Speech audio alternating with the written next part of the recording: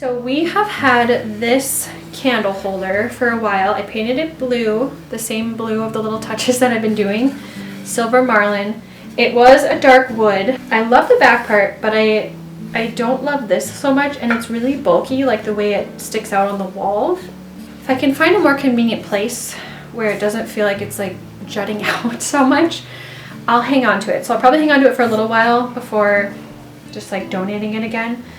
But I found this just the other day at the thrift store, and this one is a lot more kind of what I'm going for. It still comes out a little bit, but it's just not as bulky, and it's just more ornate, and it's beautiful. There were two of them, but they were priced at $3.99 each, and I don't know. I mean, they're heavy duty, so maybe $3.99 wasn't a terrible price, but I didn't think it was amazing, so I only grabbed one, even though I definitely could have found a place for both of them. But the only thing is, this is pretty small, and I got this beeswax candle from Azure Standard. This is the shorter one, and I'm really gonna have to shove it in there. I got some taller tapered ones too, but they're the same on the bottom, so I don't know. I might have to look like on I might have to look on Etsy or something to see if there's more narrow ones. You'll have to let me know what you think. I feel like a corner or something would be good. It'll be out of the way that way. I think it's really pretty. Like I don't hate it by any means. Obviously I bought it, but when I saw this more ornate one, I was like, this is more what I like. And then the last thing I found, I just stopped at the thrift store because I hadn't for so long because I wasn't feeling well. I was like hardly leaving the house, but this, I'm always collecting these little pictures.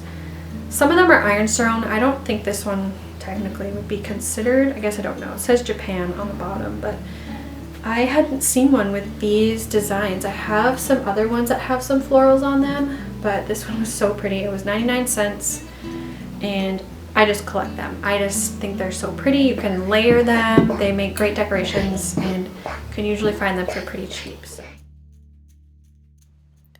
So after that whole saga about this candle holder, I ended up realizing that it would be really beautiful in that corner. However, this is another part of our room, and I've kind of gone with green, and we actually have plans eventually to do a green wall behind our bed. So I went to work painting over the blue, even though I love this blue, and I thought it even looks beautiful in blue next to those gold frames, but I wanted it to all go, so I'm painting it a lighter kind of moss green. I think it was actually called Mossy Meadow or something. I don't remember from the clip I just showed you, but it's just a beautiful light matte green, and I like how it turned out. So I have empty frames throughout most of my house, actually, because I collect them antiquing, or not necessarily antiquing, mostly thrifting.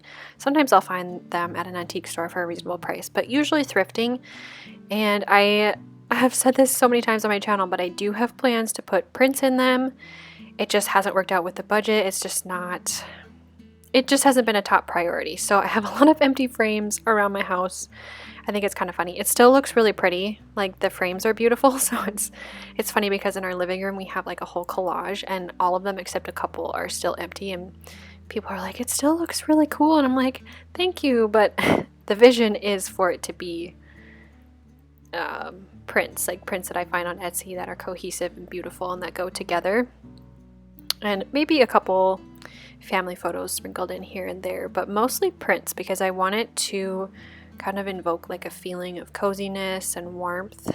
So that's the end goal, but I ended up hanging this to the left of those frames, and then I didn't like how the frames looked like completely symmetrical, so I ended up layering them a little bit. I am no stranger to putting nail holes in my walls and taking them out and moving them. I just do it.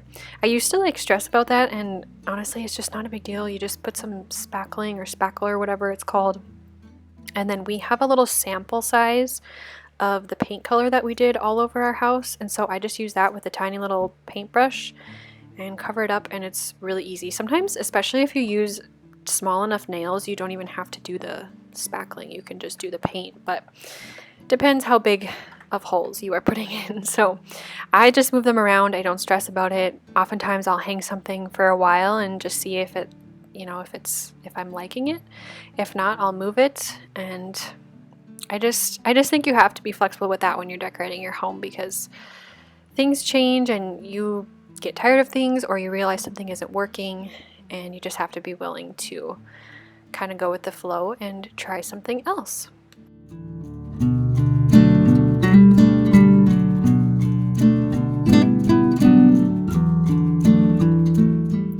So as I'm continuing to work on this hutch, it is slowly but surely coming along. I had an idea to put some paper on the back side. So when you're looking into the hutch, it's wood on the back, but it looks like a really cheap wood. And so I'm going to just find some decorative paper, and then I'm going to Mod Podge it on. That's what we used to do in college, like when we would craft. We would use Mod Podge for everything. So I know that you can put it over paper and then it will just stay. So it's kind of like wallpaper, but it's going to be a lot cheaper, because I know I can get decorative paper at Michael's or Hobby Lobby for pretty cheap. So I'm going to find something that's pretty, put it back there. That way when you're looking into the hutch, you will see it. And then eventually I want to switch the hardware too. I don't mind the hinges. They're actually really pretty.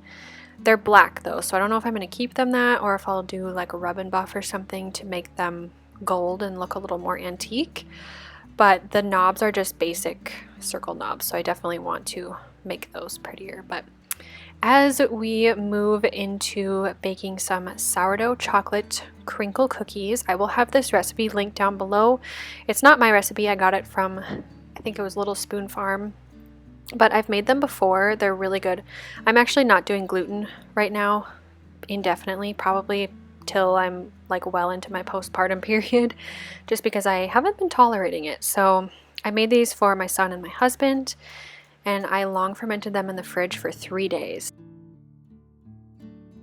So as we are getting those baked, I just wanted to mention something that I've been thinking about. I think about it all the time, but we still live in this home. We didn't really have plans, I guess, to move when we bought it, but it's so funny to me because I have these big dreams to like get out to the country, and I'm like, I want to do it now, and I'm sometimes so impatient. But I think it's so important to just romanticize, in a way, your life right where you are, and to create beauty in your everyday, because your life is happening right now. Like, even if you think like, oh, everything's gonna be great when I get to this point, it's happening right now. So create beauty, make your home beautiful, switch things up. Don't be afraid to try different things with your decor and your cooking and your baking. And I really think it just brings a lot of that magic to life that a lot of us are honestly seeking in this busy day and age of hustle and bustle. So if you are new to my channel, make sure you hit that subscribe button, and I will see you in my next video.